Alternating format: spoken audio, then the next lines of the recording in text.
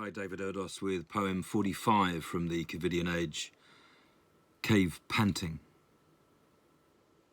Writing is hiding. I'll hide in rhyme and with reason, or without reason or acceptable rationale, because I have no choice, or too much, which is as fearsome a bind as restriction, and where the illusion of movement is enough to keep my frozen heart locked in thrall. Close to fat as I type, life itself has grown thinner. Soon I will have to think about shopping as I do so now with these words, measuring them on the page and on the plates that await me. As while help was first given, soon tax will reduce me with no wages in sight to a blur. I am writing my 4th book this year, while most readers I have remain secret.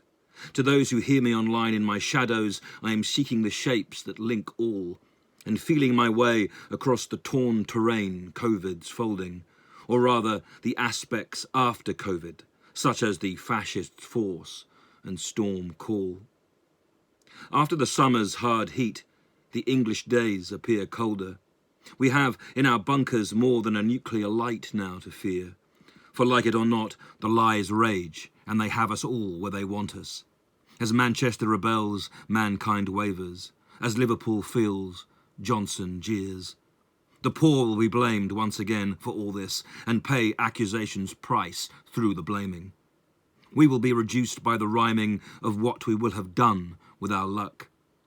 We will not be sustainable then, and therefore primed for recycling, for in a matter of months that name COVID has become as convincing as Christ, as words fuck.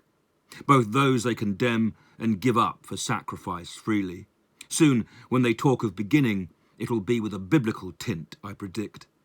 And so I write my own books in a phantom library of my making, scrawling on walls my breath visions and staining the air with this print, which only a handful may read, now or at some barren time in the future, when even this small house falls empty and there is no one to care who I was. It will be a place of small stone and brick, a stone hinge in the suburbs, a forgotten cave in which the panting of needing to be either recognised or feel love falls away like the touch I can remember still from my mother, or from those other touches that I have not shared now since March. I know this because tonight on TV I saw an incredibly beautiful actress, and because if I can no longer touch my friends, I clearly won't know her, being either too old or apart, or because we never get to meet the prized ones that we truly want to, as in a life of replacements an unbalanced but equivalent faith tests the heart. When I am finally free from hiding, my cave, as dry as dust, will show paper on which my thoughts and reading lay written on the records and books I have loved, as well as the memory of my friends and of my mother and father, for whom I still cry in secret, and for the love that I had, whose skin gloves the tender touch within sleep, as I dream her face every evening, which remains the face I still search for, and one that the heart attempts to re-blood. I will need a fresh transfusion of her, and my parents too, and all feeling, for these in-between days to complete me, and for this drowning in these days of drought to find flood. Let us rise and return to the shape long forsaken. From my cave, hear me calling.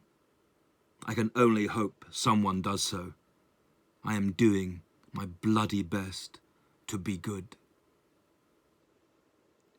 David Erdos, October the 25th, 2020.